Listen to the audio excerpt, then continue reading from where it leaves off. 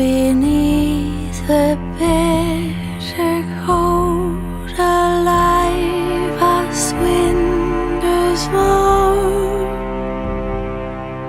finding its way up through the ground to stay.